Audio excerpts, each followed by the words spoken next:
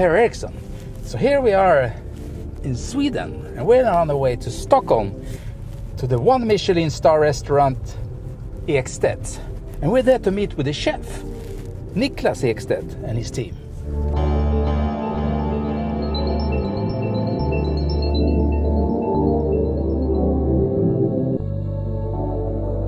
As you can see, I'm driving in Audi A5 G-tron that runs on biogas.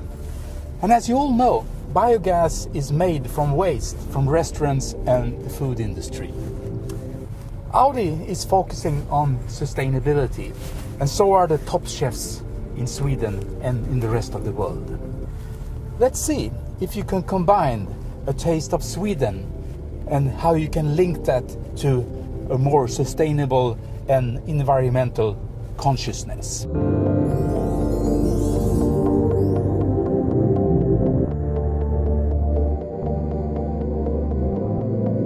If you were to explain for somebody that's never been to your restaurant your style of cooking, what would you say? Well, my style of cooking is Nordic, and it's based on the Nordic cooking techniques. So how we used to cook in Scandinavia in the older days. So basically we take an old technique, for example the cast iron stove or a wood-fired oven, and then we apply that technique to a modern dish. So our food is contemporary on the plate, but the technique is ancient. How did you get into food from the very start? Well, from the very start, I grew up in rural Sweden, up in northern Sweden, in a county called Jämtland. And my parents moved up there from Stockholm, and they had a vegetable stand here in Stockholm, so they sold vegetables. So both my parents were very into products.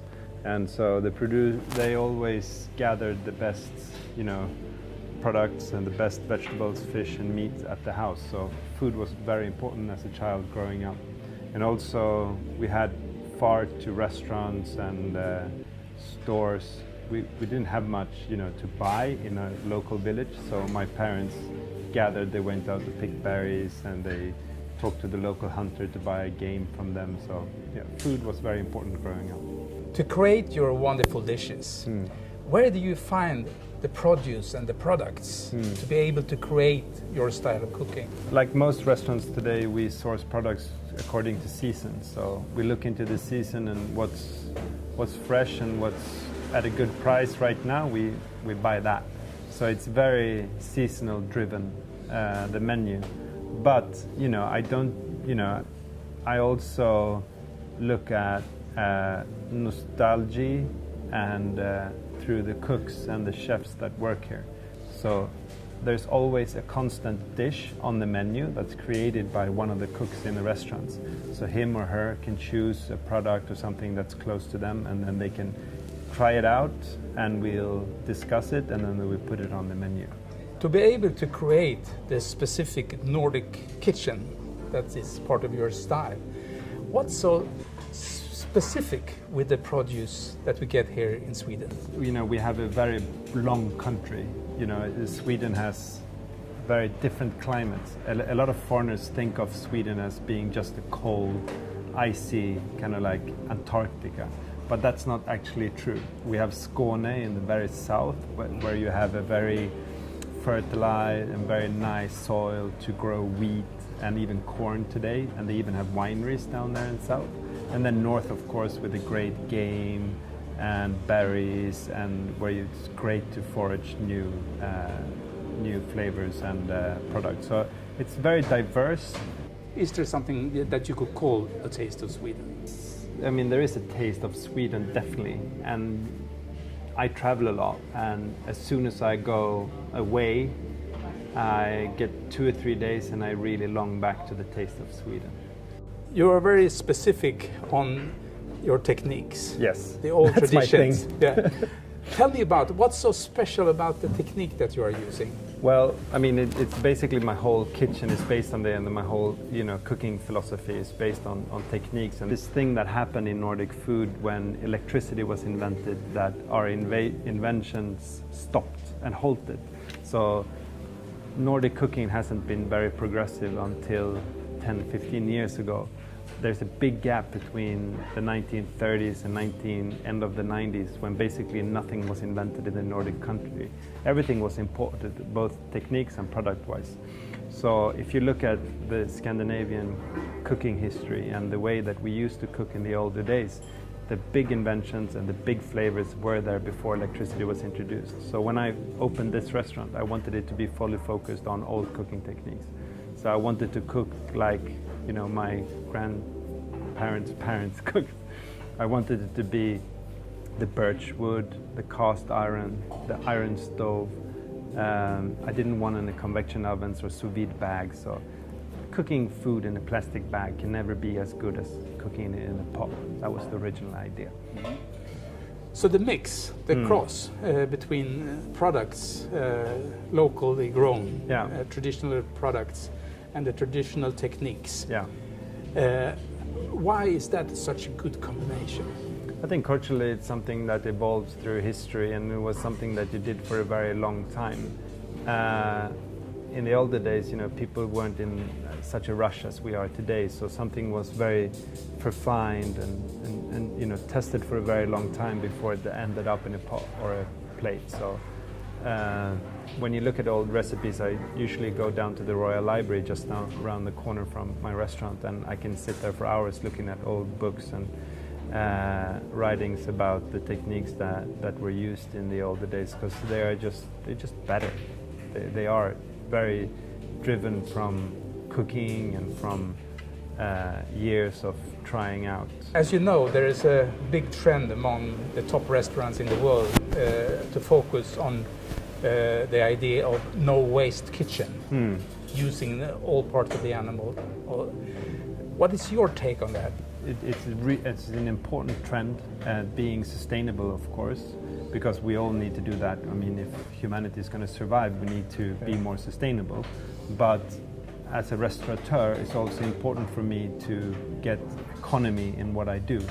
And making the restaurant sustainable for the future, I need to do it profitable. And to do that, we need to take care of the product as much as possible when it arrives to the restaurant. So it's both for the environment, but it's also for a very important as a restaurateur to do that. So Niklas, now you got your Michelin star.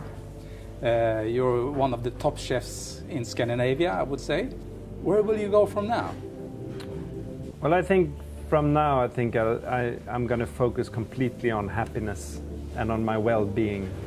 I think that even if I'm young, I'm only 40 years old, but I've been working really hard to get where I am. And I have a family and I have a business that's doing okay. So I'm going to focus on myself to be, you know, fulfilled with other things than just Michelin stars and awards. I want to fill my life with other experiences that can be work related. I mean, I get a lot of pleasure from working with the young cooks and chefs and meeting my staff and the guests, but also, you know, discovering new products, traveling, hanging out with my kids. So, I think from now on, I'm going to completely focus on my me being happy for the rest of my life. Sounds like a very good plan. I'm sure that plan will also bring some nicer experience for your guests here. Yes. How will that affect what's on the plate? Well, I think you talk a lot about sustainability today, right? About being sustainable for the planet, but you can also be sustainable towards yourself and towards your staff.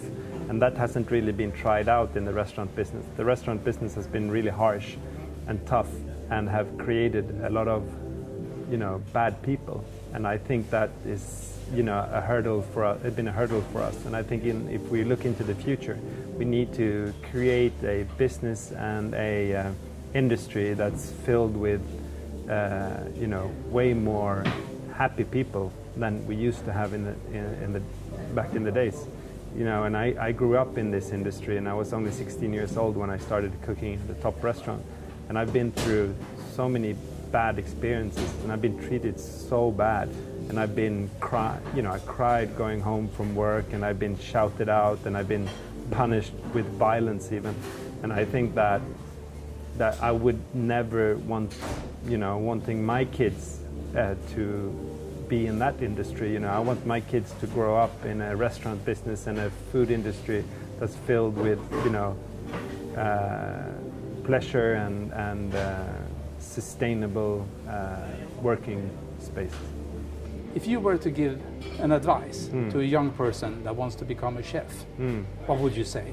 You know, to broaden your internships, so maybe do it at 3-4 different places, maybe a fish shop, a butcher, but also a top restaurant, so you get a broad experience before choosing where to go.